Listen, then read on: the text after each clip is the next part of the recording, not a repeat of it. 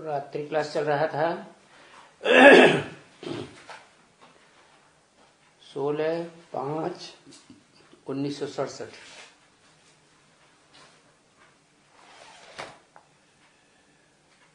दूसरे पेज के अंतिम लाइन में बात चल रही थी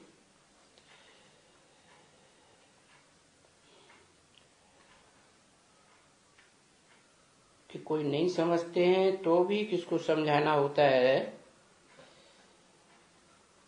उनको एकदम फट से बोलो कि परमपिता परमात्मा की पहचान बताओ कि इनसे तुम्हारा क्या संबंध है।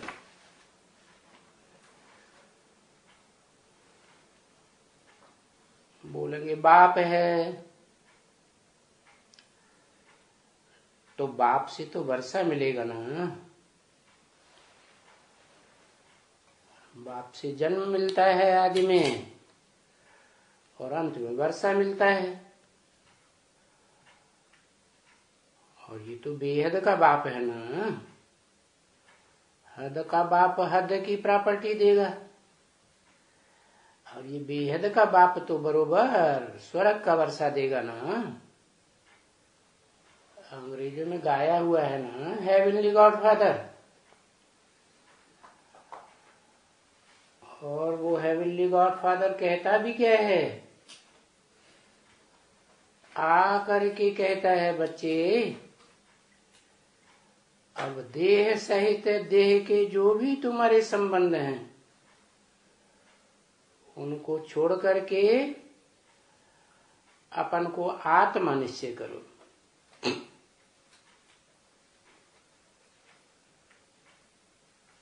कि तुम ज्योति बिंदु आत्मा हो, बड़ी पूरी भ्रकुटी में रहने वाली आत्मा हो। अभी देहभान को छोड़ो और देही अभिमानी बनो। देही माना ही आत्मा, देह को धारण करने वाली। देही अभिमानी बनो और मेरे को याद करो।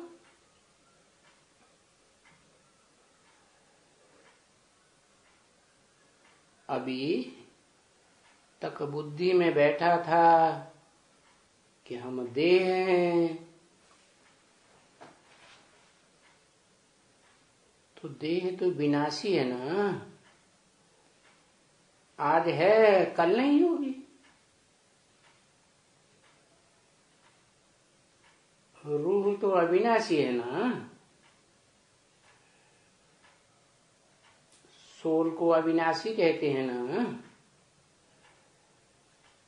तो मैं आत्माओं का बाप हूं। आत्माएं अविनाशी तो बाप भी अविनाशी। तो मेरे को याद करो।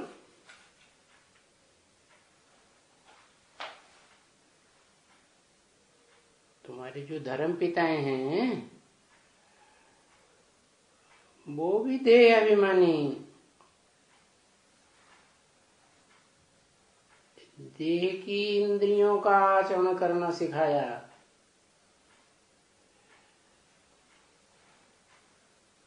उनमें भी जो बेस्ट कर्म करने वाली बेस्ट इंद्रियां हैं उनका आचरण करना सिखाया।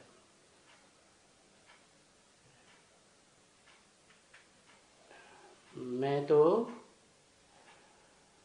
आत्मा हूं ना। मुझे सुप्रीम सोल को देह तो नहीं है ना, अपनी देह नहीं है। तो तुम मेरे को याद करेंगे तो तुम्हारे सब भी कर्म विनाश हो जाएंगे। क्योंकि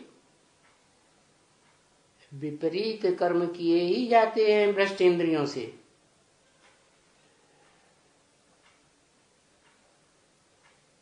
किसके विपरीत? जो आत्माओं के बाप ने बताया रास्ता, गीता ज्ञान का रास्ता, आत्मिक स्थिति में रहने का रास्ता, स्वधर्म में टिकने का रास्ता उससे विपरीत चले गए। अभी अपन को आत्मा समझ, आत्मा के बाप को याद करेंगे तो देह से किए हुए जो भी विपरीत कर्म हैं वो सब नष्ट हो जाएंगे और सब कोई वर्षा लेंगे। आत्माओं के बाप से आत्मा बनेंगे, आत्मिक स्थिति में टिकेंगे तो वर्षा लेंगे। बाकी कोई कम टिकते हैं, कोई जास्ती टिकते हैं, ये तो अपने अपने पुरुषार्थ के ऊपर है। पुरुषार्थ माना ही शरीर रूपी पुरी में शयन करने वाली जो आत्मा है, उस आत्मा के लिए जो प्रयास किया जाए, प्रयत्न किया जाए, देह के लिए नहीं, देह की प्राप्ति के लिए नहीं। देह इसी जन्म में खत्म हो जाएगी और आत्मा सदा काल रहेगी। तो ये सदा काल की प्राप्ति का पुरुषार्थ करना है। फिर जितना जो श्रीमत पर चलते रहेंगे, कदम कदम पर चलते रहेंगे, वो तो धोखा नहीं खाएंगे। एक कदम पर श्रीमत पर चलेंगे, दूसरा कदम उठाएंगे, परमत पर चलेंगे, मनोमत पर चलेंगे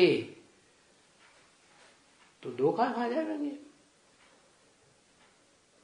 अभी 2500 साल से जब से ये देह अभिमानी धर्म पिताएं आए,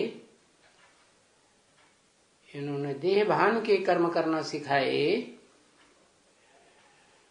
तो धोखा ही खाते आए हो ना, नीचे ही गिरते आए हो ना। तो रिस्पॉन्सिबल बन जाते हैं। जिन्होंने धोखा खिलाया वो भी रिस्पॉन्सिबल बनते हैं। जो बार बार जन्म जन्मांतर धोखा खाते आए हैं वो भी रिस्पॉन्सिबल बनते हैं। ये है कि श्रेष्ठ ते श्रेष्ठ इस सृष्टि रूपी रंगमंच पर कौन है, उस मनुष्य सृष्टि के हीरो पार्टधारी को पहचानो, उस श्रेष्ठ ते श्रेष्ठ की मत पर चलो तो तुम्हारे पाप नहीं होंगे।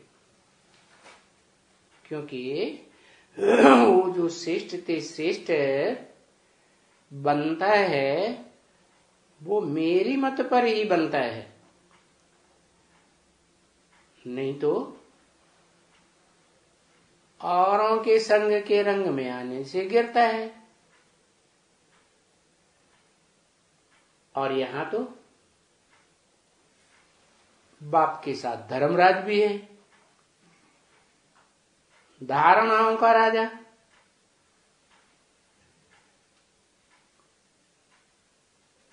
तो मेरे हाथ में है धर्मराज,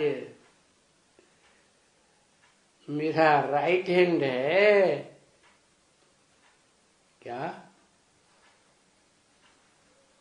राइट हैंड माने अच्छे से काम करने वाला। तो वो देखते हैं, धर्मराज देखते हैं, ऐसे नहीं समझना कि अभी नहीं देखते हैं।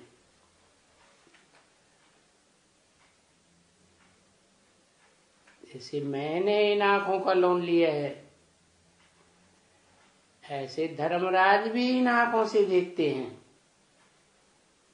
जिस मनुष्य तन में मैं प्रवेश करता हूं उन्हीं आंखों से देखते हैं कि आत्माओं का बाप इन आत्माओं को मत देते हैं। तो जो उस मत पर चलते हैं फिर तो उनका खाता उल्टी तरफ जाएगा ही। नहीं चलते हैं तो नहीं जाएगा। तो अभी तो 2500 वर्ष से परमत पर चलते चलते, देहधारियों की मत पर चलते चलते दुख का खाता बनाया। दुनिया में दुख बढ़ता ही गया ना। तो अभी अपना सुख का खाता जमा करना है। क्या? सत्व प्रधान से जो सदा सत्य की दुनिया में रहने वाला है, सत्य धाम का रहने वाला है, उस सत्य धाम के रहने वाले सुप्रीम एबोर्ड में रहने वाले बाप, आत्माओं के बाप से सुख का रास्ता मिलता है। तो अभी मिल रहा है ना। तो अपने सुख को जमा करना है। दुख का जो न है ना, उसको चुकतू करना है। क्या? पास्ट का क्या करना है? चुकतू करना है। पास्ट में जो पाप कर्म हुए हैं मनमत पर चलने से और देहधारी मनुष्यों की परमत पर चलने से, उन पाप के खाते को चुकतू करना है। कैसे करेंगे? एक की मत पर चलने से चुकतू होगा। एक है सच्चा ज्ञान देने वाला, बाकी इस दुनिया में है सब अज्ञान अंधकार में ले जाने वाले। तो मैं निराकार आत्माओं का बाप, जिस साकार हीरो पार्टधारी के तन में आया हुआ हूं और कल्प कल्प आता हूं, जिस साकार में सदा निराकार प्रवेश करता है, तो साकार और निराकार दोनों के मेल को बाबा कहा जाता है। भक्ति मार्ग में भी कहते आए हो ना, शिव बाबा। किसको कहते आए हो? उसी को कहते आए हो, शिवलिंग को, जिसका सात्विक रूप सोमनाथ मंदिर में दिखाया गया था। भक्ति मार्ग भी 4 अवस्थाओं से पसार होता है। सत्व प्रधान, सत्व सामान्य, रजो और तमो। तो जो शिवलिंग की पूजा हुई है, द्वापर के आदि में सात्विक रूप पूजा जाता था, क्योंकि उसमें स्पष्ट रूप से आत्मिक स्थिति की यादगार हीरा दिखाया गया, जो स्वयं प्रकाशित है, ज्योतिर्मय और निराकार की यादगार।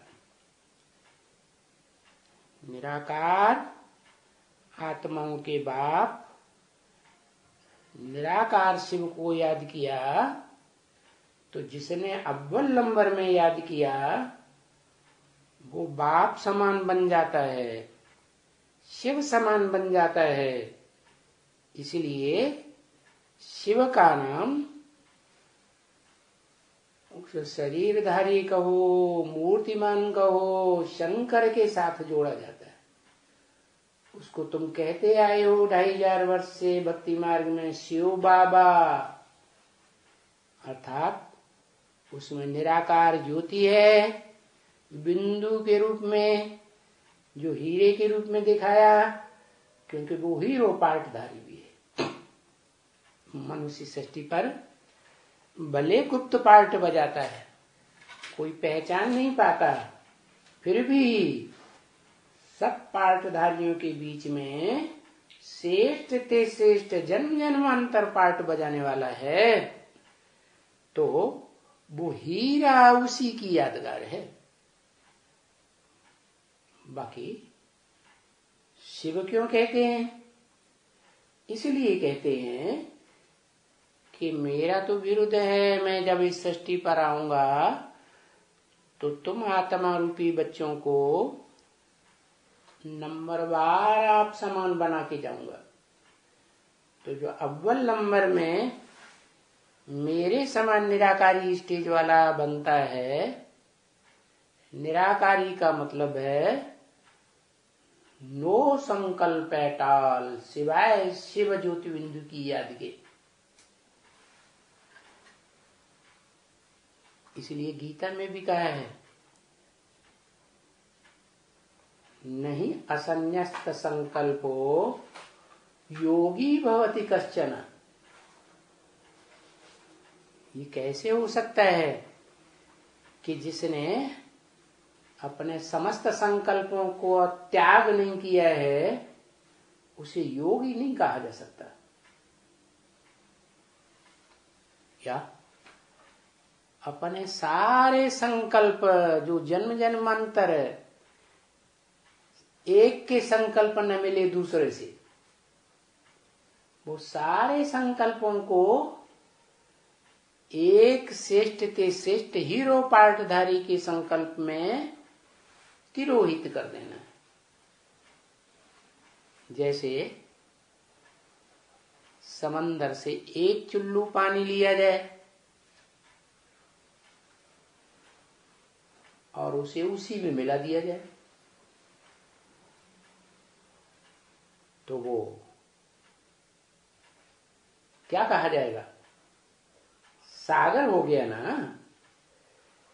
तो बाबा की मत पर चलने से तुम्हारे पाप भस्म हो जाएंगे,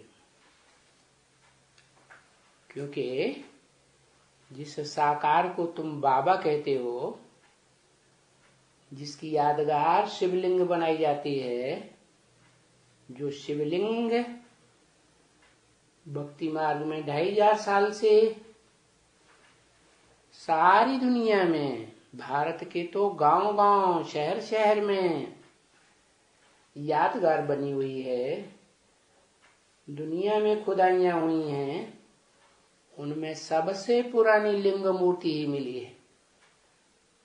तो वो सार्वभौम मूर्ति संसार में वही भगवान के प्रैक्टिकल पार्ट की यादगार है। उसमें जो लिंग है कहा जाता है शिवलिंग, लेकिन मेरा नाम शिव है, मेरा नाम कभी बदलता नहीं, मेरी आत्मा का ही नाम शिव है। तुम बच्चे भी आत्मा हो, लेकिन तुम्हारी आत्मा का नाम नहीं होता, क्योंकि तुम तो शरीर से जन्म लेकर जन्म जन्मांतर पाठ बजाते आए, इसलिए तुम सबके शरीरों का नाम पड़ता है, और उस शरीर से जैसे काम करते वैसी यादगार शास्त्रों में तुम्हारा नाम पड़ा। तो जो शिवलिंग नाम पड़ा हुआ है वो शिव का लिंग नहीं है। शिव को तो शरीर रूपी इंद्रियां होती ही नहीं, तो लिंग इंद्रिय कहां से होगी? हाँ, शिव समान 100% जो निराकारी बनता है पुरुषार्थ करके, उसके लिए कहा जाता है शिवलिंग।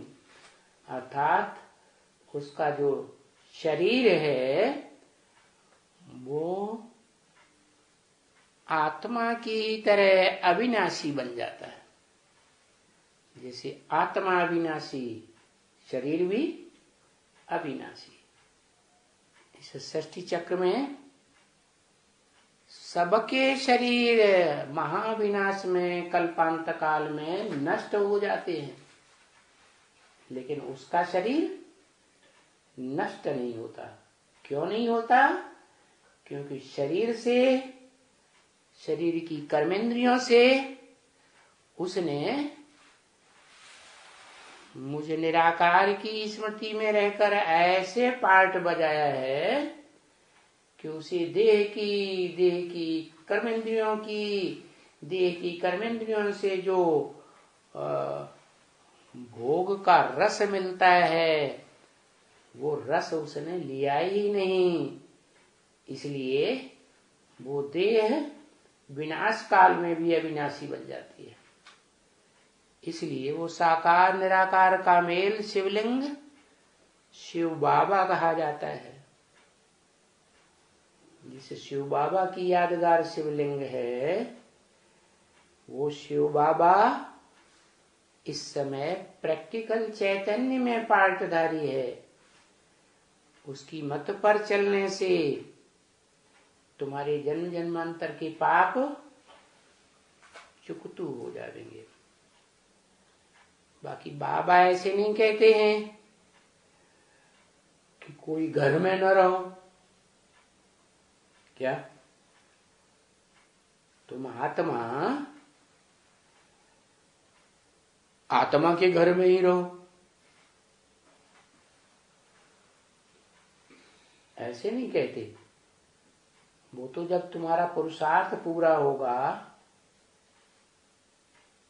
देह से जो कर्म किए हैं जन्म जन्मांतर, पाप पुण्यों का हिसाब चुकतू होगा, तब तुम पक्की आत्मा बनेंगे और आत्मलोक के वासी बन जाएंगे।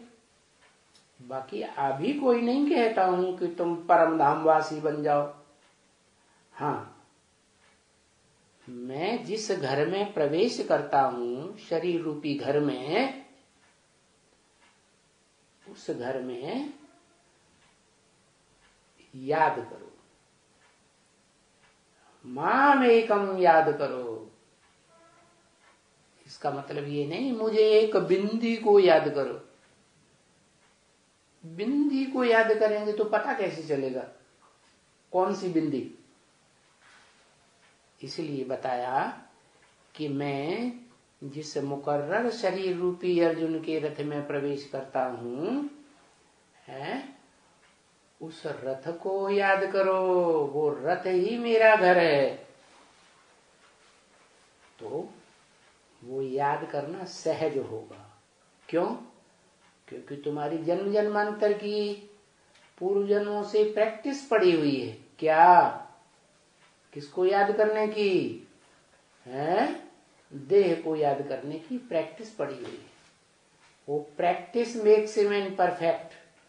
वो प्रैक्टिस ने तुमको देह की याद करने में परफेक्ट बना दिया।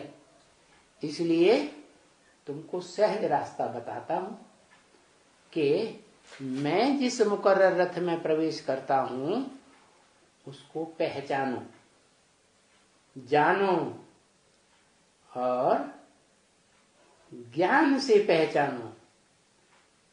ज्ञान मनुष्यों के ज्ञान से नहीं। या तुम्हारी मन बुद्धि में जो ज्ञान भरा हुआ है उस ज्ञान से भी नहीं। इसलिए अर्जुन से कहा, अर्जुन ये वेद शास्त्र जो तुमने पढ़े हैं वो सब भूल जाओ। क्या करो? ज्ञान सिर्फ एक से आता है। बाकी जितने भी प्राणी मात्र हैं या मनुष्य मात्र हैं इस संसार के, कलयुग के अंत तक जन्म मरण के चक्र में आने वाले 500, 700, 750 करोड़, वो सब ज्ञान अंधकार में ले जाने वाले। इसलिए उनकी देह को याद न करो। उन आत्माओं की अपनी देह तुम्हारा अपना घर नहीं है। क्या? तुम्हारा अपना घर तुम आत्मा हो ना। मनुष्य आत्मा हो ना, तो मनुष्य आत्माओं का जो बाप है, हीरो पार्टधारी आदम, अर्जुन, एडम, उसका शरीर रूपी घर ही तुम्हारा घर है। क्या उसकी याद में तल्लीन हो जाओ, एकाकार हो जाओ, मन मना भव। गीता में आया है ना, मेरे मन में समा जा। तो निराकार शिव को तो मन ही नहीं है, उसको मनन चिंतन मंथन करने की दरकार ही नहीं है, वो तो ऑलरेडी त्रिकालदर्शी है। तो वो जिस तन में प्रवेश करता है, आंखें बंद करके नहीं सर हिलाओ, हाँ, तो क्या होता है कि जिस तन में प्रवेश करता हूं उस तनधारी को पहचानो, और उसमें जो आत्मा है वो आत्मा अपने शरीर रूपी घर में रहती है। वो शरीर रूपी घर भी अविनाशी है। इस सृष्टि रूपी रंगमंच पर सारे ही प्राणी मात्र के शरीर, मनुष्य मात्र के शरीर भस्म हो जाने वाले हैं। वो अविनाशी शरीरधारी है। आत्मा तो अविनाशी है ही, लेकिन शरीर भी अविनाशी है। तो अविनाशी को याद करेंगे तो विनाशी बनेंगे कि अविनाशी है? अविनाशी ही बनेंगे। तो बताया कि छोटा रूप नहीं याद आता है, ज्योति बिंदु रूप है। तो शिवलिंग का जो बड़ा रूप है, जो सोमनाथ मंदिर में पत्थर का बड़ा लिंग दिखाया गया था, क्योंकि शिव बाप पत्थर बुद्धि में प्रवेश करते हैं, तन में प्रवेश करते हैं, उसके शरीर रूपी रथ में प्रवेश करते हैं। तो रथ को कंट्रोल करते हैं, रथ की इंद्रियों को कंट्रोल करते हैं। रथ में रहने वाली जो आत्मा है उसको पुरुषार्थ करने के लिए स्वतंत्र छोड़ते हैं। ऐसे ही तुमको भी स्वतंत्र छोड़ा है सबको। अच्छा लगता है तो मानो, नहीं अच्छा लगता है तो छोड़ दो। जब अच्छा लगे आगे के आने वाले कठिन पीरियड में तब समझ लेना, बाकी समझना तो सबको है।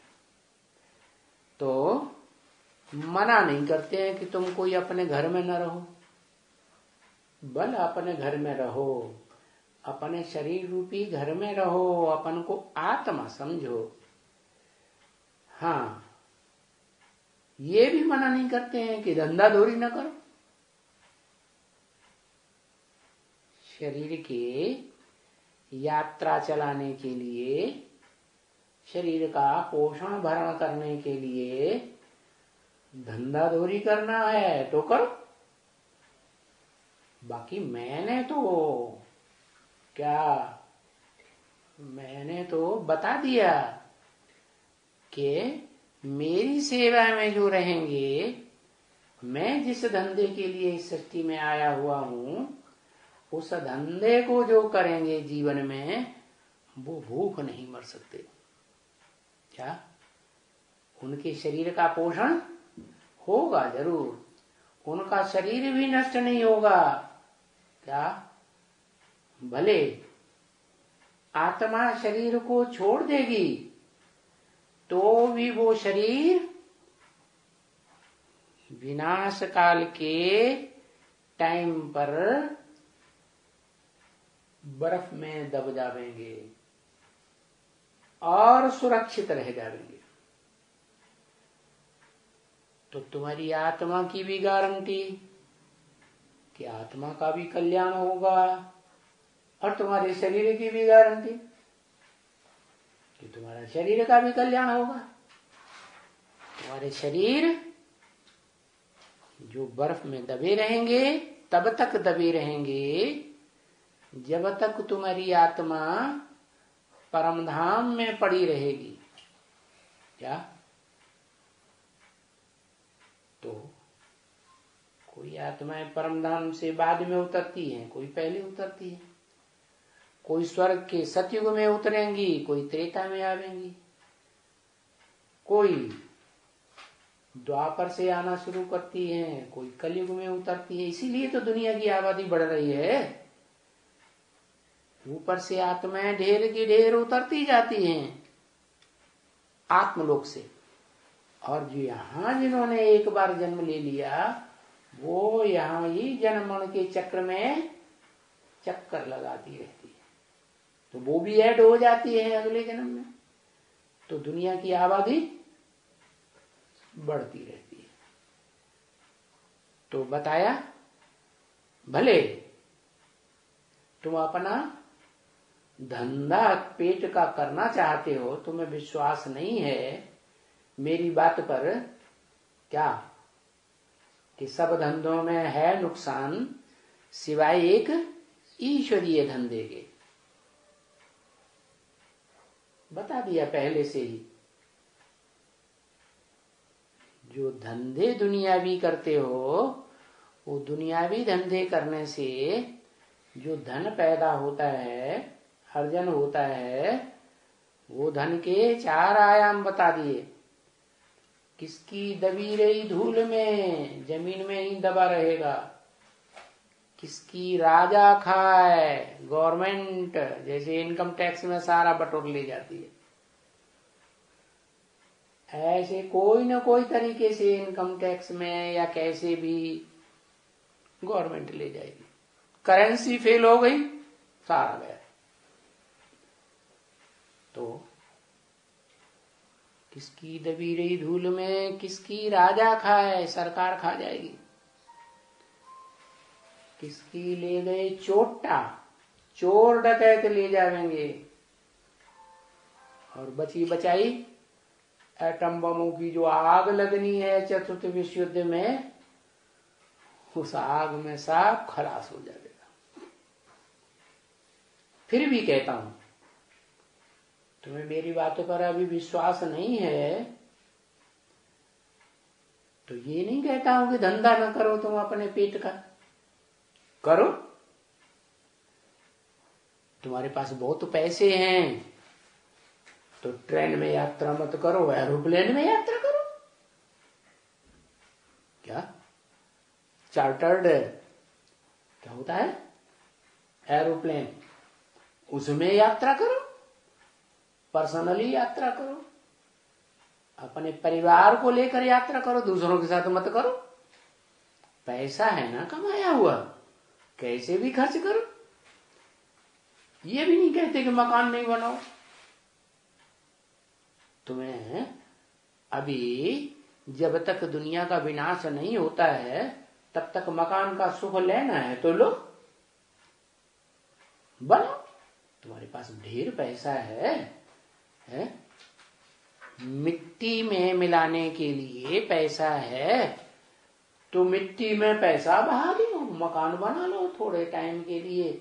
जब तक दुनिया में भगदड़ नहीं चलती है, मारामारी नहीं होती है, भागा भागी नहीं होती है, बड़े बड़े अर्थक्वेक नहीं आते हैं, तो मकान तब तक नहीं गिरेंगे। फिर बड़े बड़े अर्थक्वेक आएंगे तो सारे मकान, जो सैकड़ों मार की बिल्डिंगें बनाई हुई हैं, वो सब ताश के पत्तों की तरह धराशायी हो जाएंगे। तो तब तक तो मकान का सुख ले लो, पैसा अपने फायदे में तो लगाओ, ईश्वरीय कार्य में नहीं लगाओ, तो अपना सुख का साधन तो बना लो। बाबा ऐसे तो कोई बात नहीं करते हैं। क्या क्या नहीं करते हैं कि घर में न रहो, घर न बनाओ, धंधा दौरी न करो, एरोप्लेन में न चढ़ो, ऐसे कुछ नहीं कहते। तुम्हारी आत्मा को स्वतंत्र किया हुआ है। मेरी बात मानो तो भी अच्छा, नहीं मानो तो भी अच्छा। अब जो जितना करेगा हिम्मत उतना प्राप्ति करेगा। हिम्मत ए बच्चे, मुसलमान कहते हैं ना, मदद ए खुदा। तो सिर्फ बाप कहते हैं कि बाप से है पूछो। क्या कहते हैं? कहने वाले है कौन है? कहते कौन है? हैं? आत्माओं का बाप शिव कहते हैं मुकर्रर रत से। क्या कहते हैं? बाप से पूछो। कौन से बाप से पूछो? है? जिस साकार तन में मैं आया हुआ हूं उस मनुष्य सृष्टि के बाप से पूछो। उस बाप का बने हो। कौन से बाप का बने हो? साकारी सो निराकारी। क्या झगड़ा चलता है ना दुनिया में कि भगवान साकार है, भगवान निराकार है। भारतवासी कहते हैं भगवान साकार है, विदेशी लोग कहते हैं नहीं भगवान निराकार है, विधर्मी आत्माएं भी कहती हैं भगवान निराकार है। ये झगड़े की बात ही नहीं है। असली बात यह है निराकार और साकार दोनों एक ही शरीर में काम करते हैं। हाँ, थोड़ी आत्माएं जो देव आत्माएं हैं वो उस साकार सो निराकार को पहचान लेती है, और बाकी ढेर की ढेर आत्माएं उस निराकार सो साकार तन में आए हुए को पूरा नहीं पहचान पाती। अनिश्चय बुद्धि बन जाती है, निश्चय पैदा नहीं कर पाती। इसलिए वो कहती है निराकार है। तो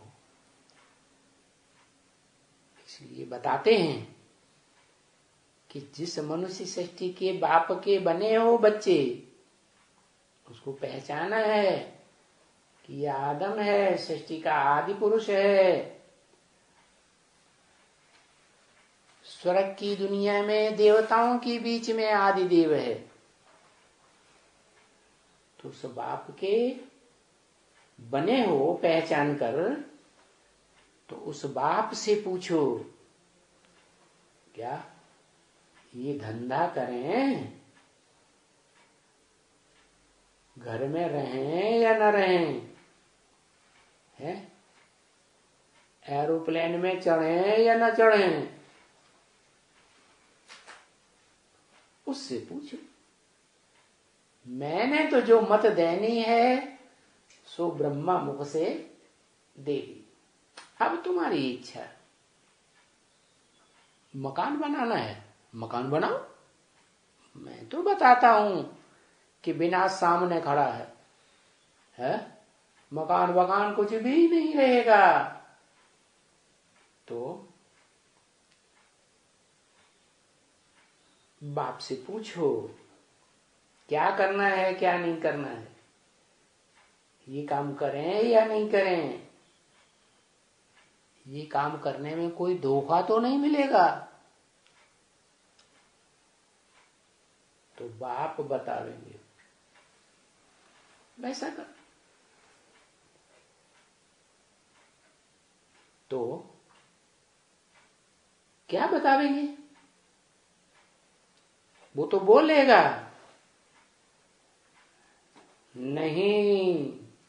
क्या तुम पूछोगे? क्या पूछोगे?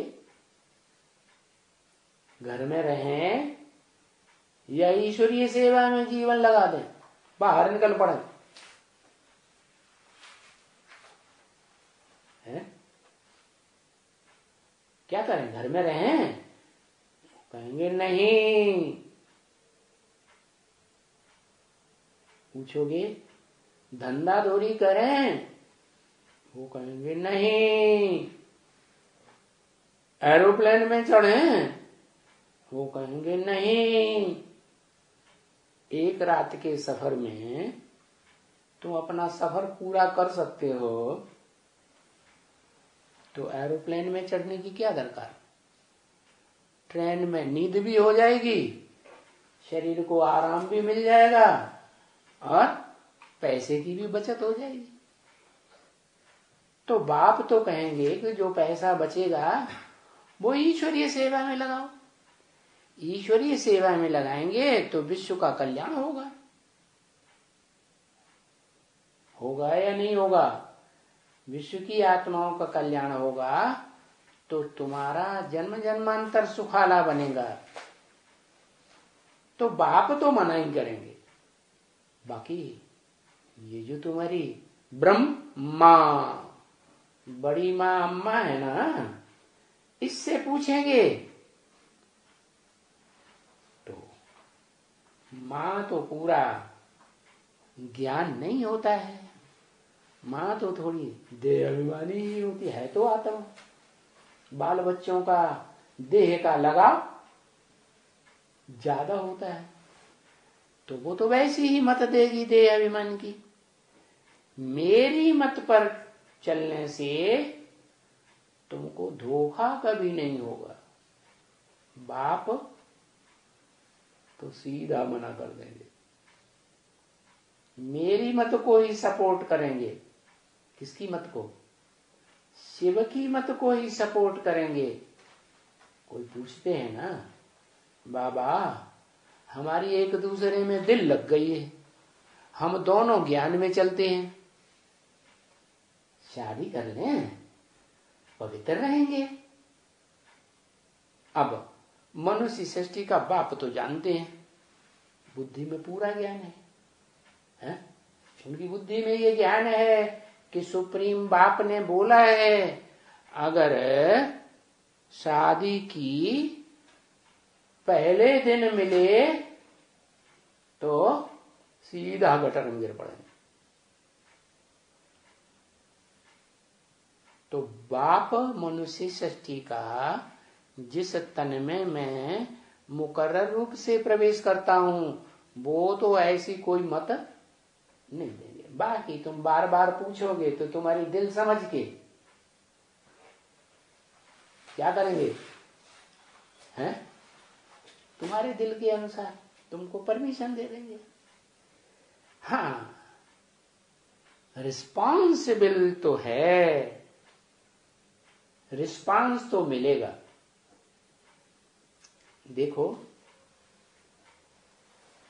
जिस तन में मैं मुकर्रर रूप से प्रवेश करता हूं वो जिम्मेवारी उठाते हैं या नहीं उठाते हैं?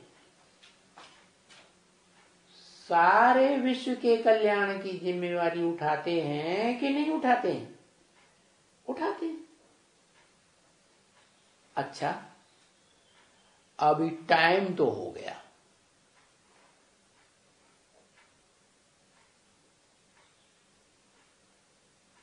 चलो वाणी से परे हो जाओ। क्या बोला? ज्यादा बोल बोल में आने से बात समझ में नहीं आ रही है ब्रह्मा बाबा। तो वाणी से परे हो जाओ। तुम यहां आए हो वाणी सुनने के लिए,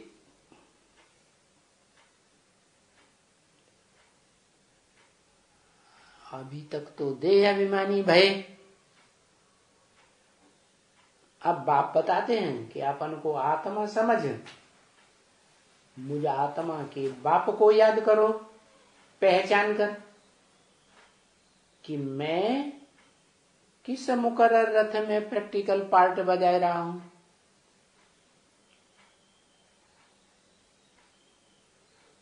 तो अभी वाणी सुनना तो पूरा हुआ। क्या बाबा वाणी चलाते चलाते ब्रह्मा बाबा थक रहे,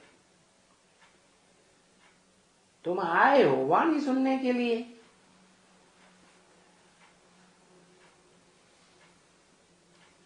अभी आत्मा अभिमानी बनो, बाप को याद करो, और कोई तकलीफ तो नहीं देते हैं क्या? तुम जो हो सो याद करो। बताया तुम देह नहीं हो, विनाशी नहीं हो, देह तो विनाशी होती है, तुम तो अविनाशी आत्मा हो। तो जो हो सो याद करो।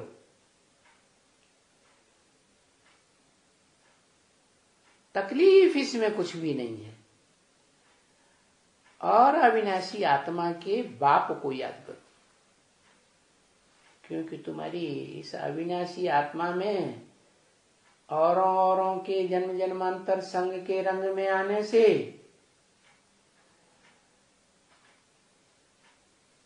क्या होता है? संग का रंग लगने से आत्मा पतित बन गई। तो पतित पने से निकालने का रास्ता बताता हूं कि अपने स्वरूप में स्थिर हो जाओ, जो तुम्हारा असली स्वरूप है आत्मा का। क्या स्वरूप है? कि मैं आत्मा बिंदु हूं। माना गीता में भी क्या कहा है?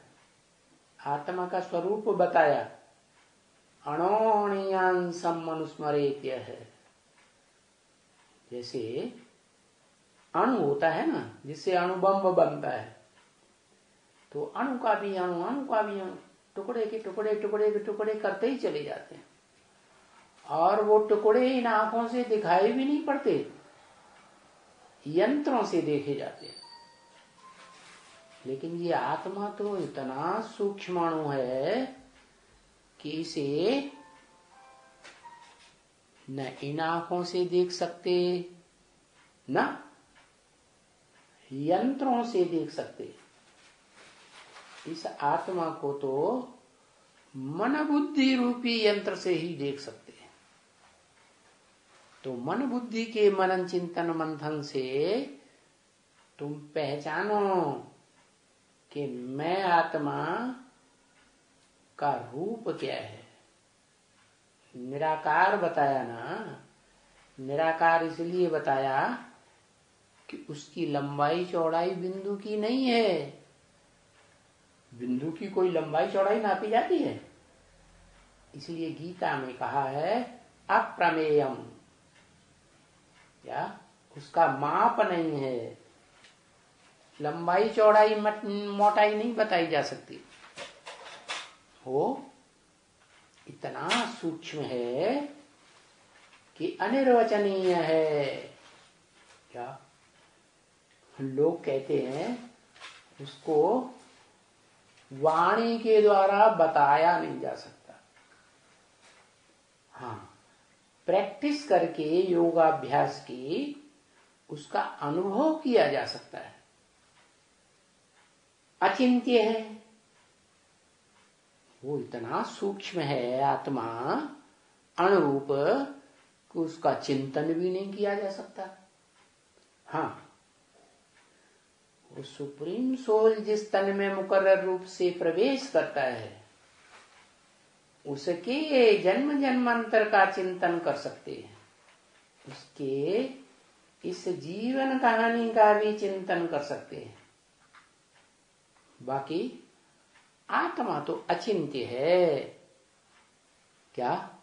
हाँ, ईश्वरीय ज्ञान के द्वारा, ज्ञान की मनन चिंतन मंथन की गहराई में जाकर के वो आत्मा रूपी जो रिकॉर्ड है, उसके अनेक जन्मों का जो पार्ट भरा हुआ है, वो जान सकते हैं। तो कहते हैं देही अभिमानी बनो, प्रैक्टिस करो आत्मा की, आत्मिक स्थिति में टिकने की। बाप को याद करो।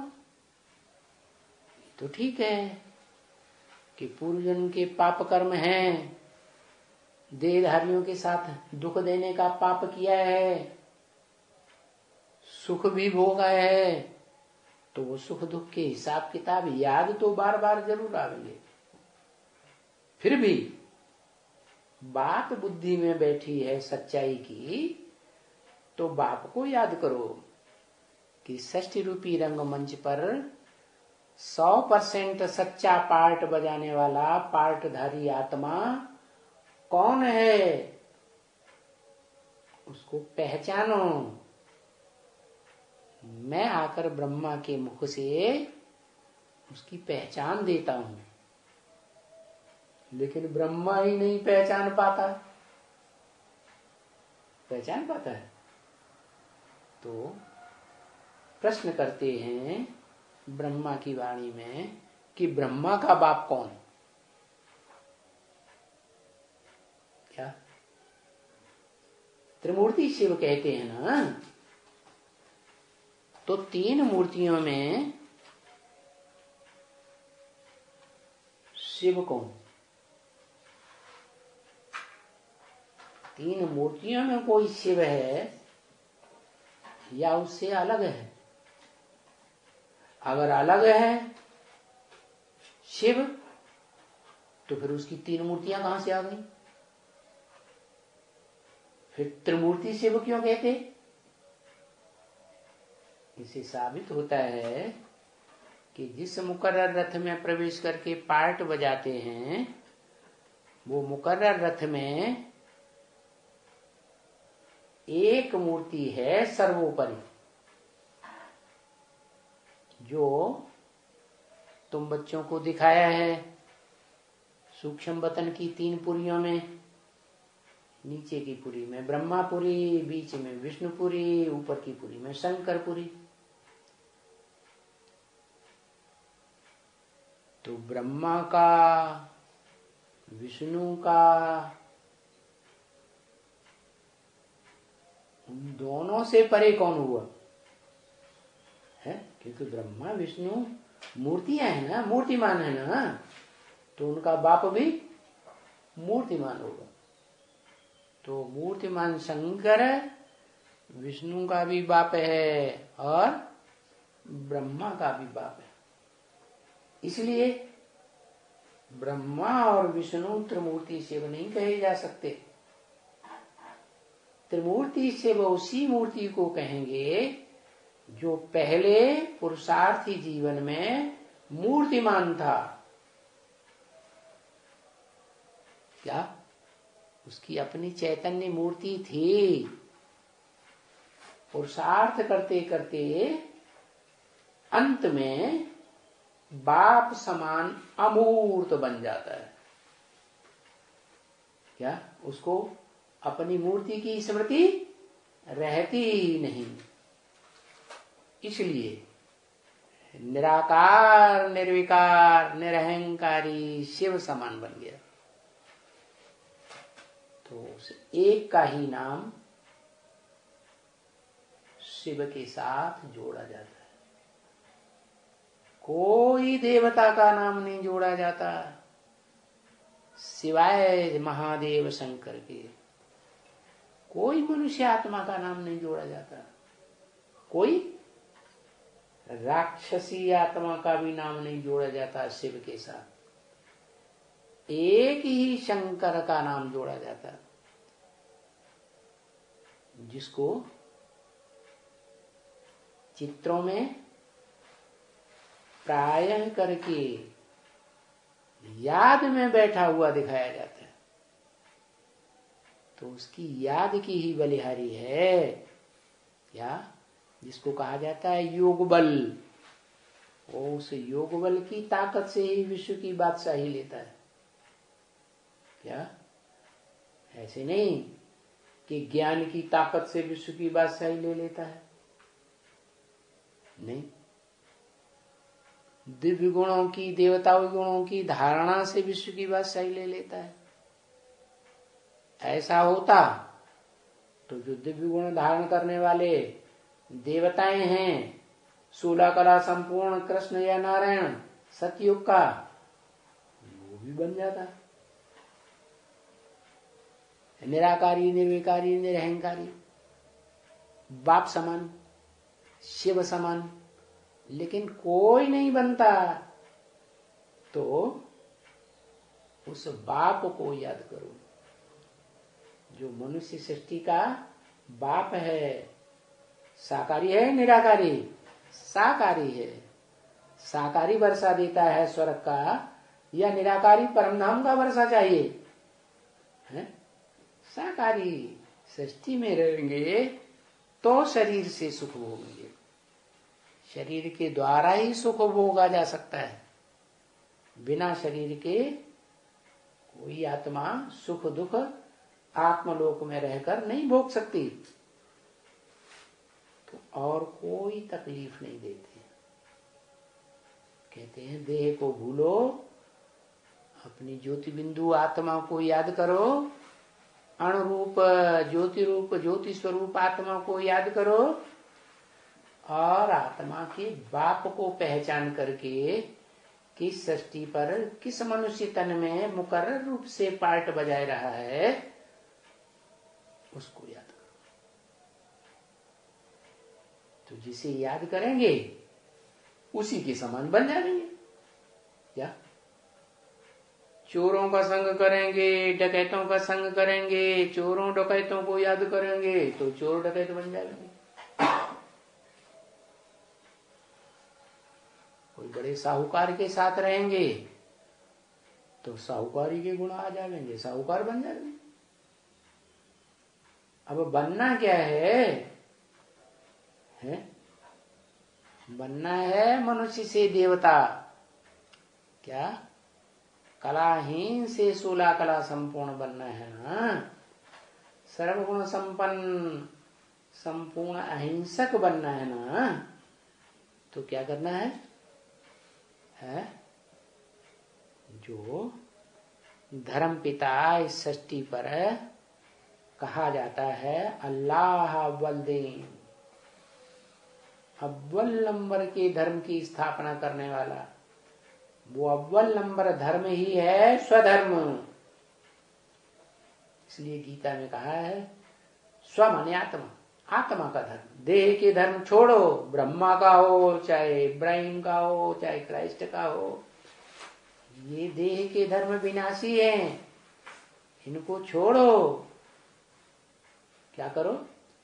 स्वधर्म में टिको। स्वधर्मे निधनम श्रेय परधर्मो भयावह। तो और कोई तकलीफ नहीं देते हैं। अपन को आत्मा समझ,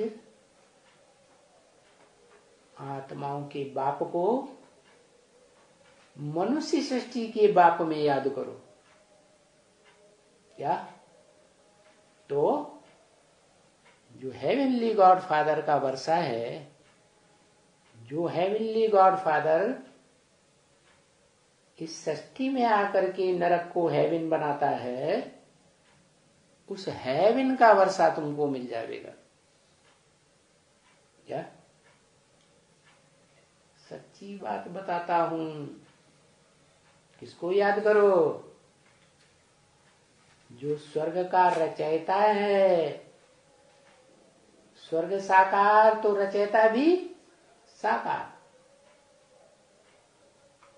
मैं शिव तो निराकार हूं और सदा निराकार रहता हूं। मेरे घर का वर्षा लेना है तो 5000 वर्ष परमधाम में पड़े रहना है तो आ जाओ, तुम्हारी मर्जी। लेकिन हर आत्मा इस सृष्टि पर रह करके शरीर के साथ सुख भोगना चाहती है, दुख नहीं भोगना चाहती, शांत रहना चाहती है। अशांति कोई को अच्छी नहीं लगती। तो निरंतर जीवन में सुख भोगना है, जन्म जन्मांतर लंबे समय तक, तो उस हेवनली गॉड फादर को पहचानो जो प्रैक्टिकल में हेवन का रचयिता है। क्या? निराकार हेवन का रचयिता है? सिर्फ निराकार है या निराकार सो साकार भी है, वो हेवन का रचयिता है। बाकी जो सिर्फ निराकार को याद करेंगे वो निराकारी धाम में आधा कल्प पड़े रहेंगे, स्वर्ग की दुनिया नहीं देख सकेंगे। जैसे इब्राहिम, बुद्ध, क्राइस्ट, गुरु नानक, जितने भी धर्म पिताएं हैं वो स्वर्ग में नहीं आते हैं। हाँ, ब्रह्मा वाली आत्मा स्वर्ग में आती है, लेकिन वो तो बच्चा बुद्धि है। क्या? और आत्माओं के मुकाबले उसकी बुद्धि इतनी तीक्ष्ण नहीं है जितनी भौतिकवादी मनुष्य आत्माएं हैं इस दुनिया में, उनकी बुद्धि बड़ी तीक्ष्ण है। उनके मुकाबले तो कृष्ण उर्फ ब्रह्मा की आत्मा तो कैसी है? कैसी है? बच्चा बुद्धि। तो याद करो। अच्छा, म्यूजिक बजाओ, मीठी सिकील दे, ज्ञान सितारों प्रति माता पिता का, जिससे सुख घनेरे मिलने हैं, पुरुषार्थ करने से मिलेंगे। ठीक है ना? ऐसे माता पिता का दिल व जान, सिख व प्रेम से मीठे बच्चों को याद, प्यार और गुड नाइट। ओम शांति।